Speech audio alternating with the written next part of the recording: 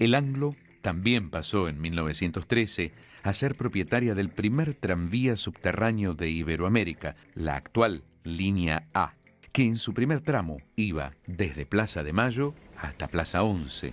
Luego, las obras de prolongación lo acercaron hasta Caballito y en la actualidad al barrio de Flores.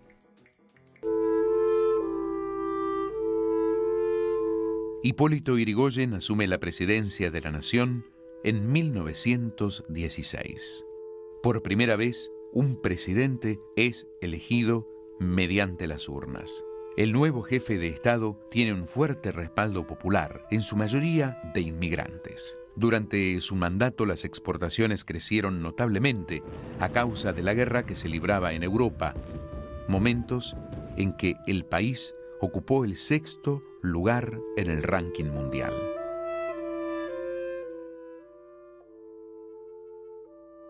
Su administración puso el acento principalmente en la educación. Pero ni bien finalizada la guerra, las exportaciones cayeron y las dificultades sociales se hicieron sentir con reclamos a los que no supo responder. En octubre de 1918 se descubre petróleo en la localidad de Plaza Winkle. A partir de este momento, las compañías privadas de capital extranjero, Shell, Standard Oil y Astra, conseguirán concesiones para explotar el oro negro en territorio argentino. Cuando finalizó el mandato de Yrigoyen en 1922, terminó distinguiéndose en forma negativa por la represión y muertes durante la llamada Semana Trágica y también en la Patagonia. Aún así, los radicales volvieron a ganar las elecciones de la mano de Marcelo T. de Alvear, una figura que estaba más emparentada con la oligarquía. Siempre tranquilizó a los dueños del poder y tuvo una buena relación con la clase política. El salario industrial básico se había duplicado y la inflación era cero, mientras que el dólar mantenía una relación pareja y estable con el peso. El ingeniero general Enrique Mosconi impulsa en 1923 la creación de yacimientos petrolíferos fiscales. YPF se convierte en una competidora de peso para las compañías privadas dedicadas al negocio petrolero que explotaban algunos yacimientos en suelo nacional. Los tranvías los comenzó a fabricar el Anglo argentino en 1924. Se los conocía con el nombre de caseros, debido a que los grandes talleres que tenía la compañía estaban ubicados sobre esa avenida. La ciudad comenzó a construir su segundo subte en 1928. Uniría Chacarita con el Correo Central, yendo por debajo de la avenida Corrientes. El primer tramo se hizo hasta la avenida Callao y la obra completa demandó 1 año y medio más.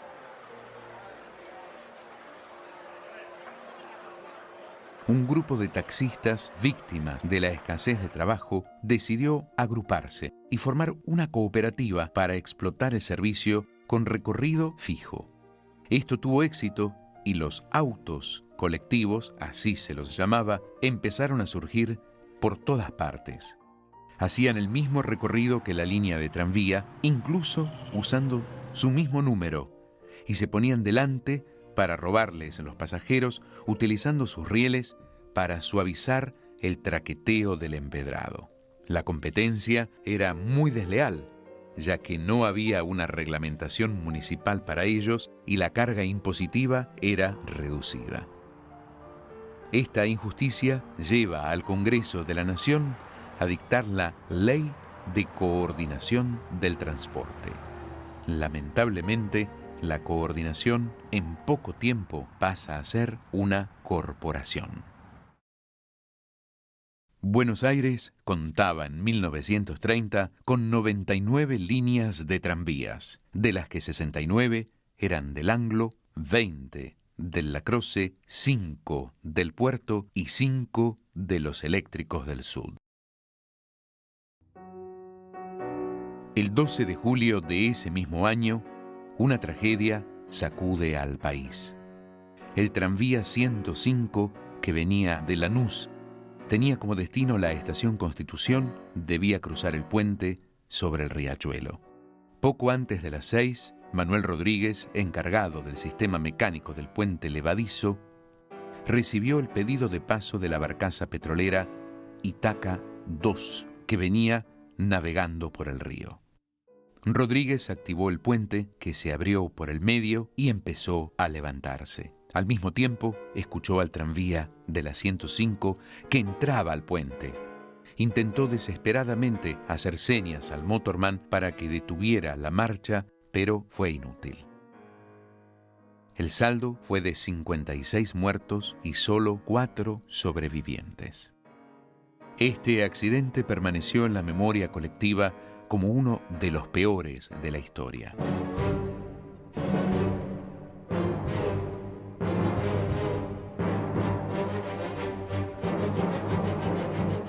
Y ese año dejó otra herida. El general José Félix Uriburu lleva adelante el primer golpe de Estado en la historia del país que derriba al gobierno democrático de Hipólito Yrigoyen, dando comienzo a una inestabilidad institucional que se prolongaría por 50 años. Uriburu decretó la ley marcial. Hubo fusilamientos, allanamientos, detenciones, tortura de dirigentes políticos y sindicales. Es detenido el general Mosconi.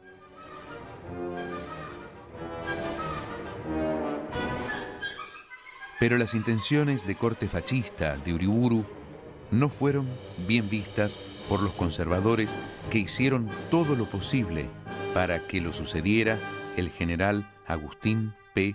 Justo mediante elecciones fraudulentas. Justo era un liberal que iba más acorde con las tradiciones británicas, y el 20 de febrero de 1932 asumió la presidencia.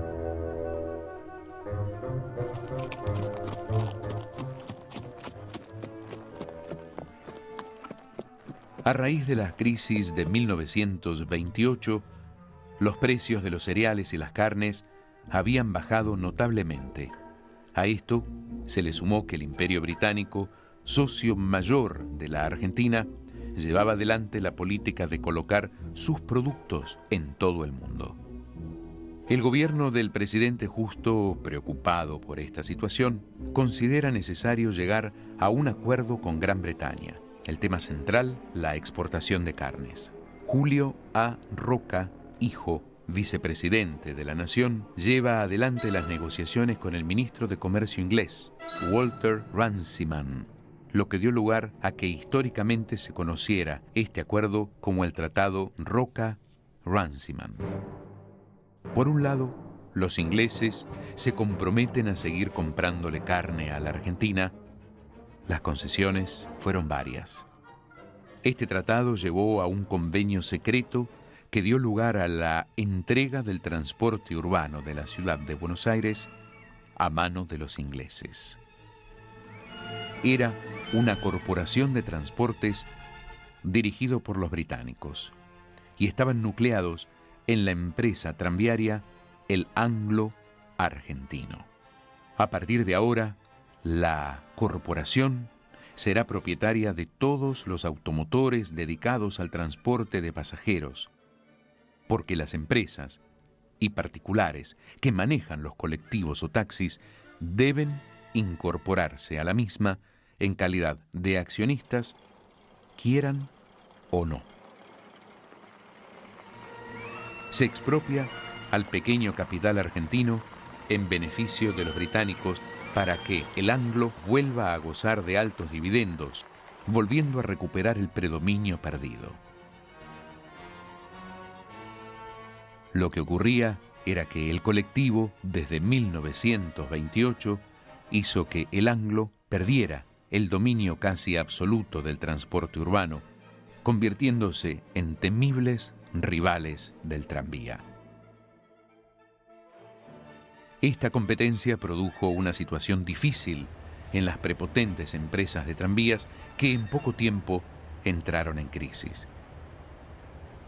Pero hay que destacar que desde 1923 no se invertía un solo centavo en el desarrollo y modernización del sistema tranviario. El imperialismo británico está interesado en obtener ante todo el reconocimiento de los capitales, el aumento de las tarifas y la nacionalización de los servicios. El peor artículo de la Ley de Coordinación del Transporte aseguraba a la compañía una utilidad del 7% sobre el capital invertido, que además nunca llegó a fijarse. De esta forma, el capital inglés se mantenía para ser servido. Evidentemente comienza una etapa oscura para la vida tranviaria y del transporte de pasajeros en general. La lógica de la oligarquía ha sido la de salvar ante todo sus intereses de la manera más cómoda, a costa del progreso del país y de la población laboriosa en general. Durante el mandato de Ortiz, estalla la Segunda Guerra Mundial. Esto hizo que se corte el abastecimiento de repuestos y el estado de la flota tranviaria empeoró. Se desarmaba un coche para proveer de repuestos a otros. La falta de neumáticos hizo que el transporte automotor quedara amontonado en los garajes. Aún así, eran los tranvías, junto con el subterráneo, los que se ocupaban de transportar el 80% de los pasajeros capitalinos.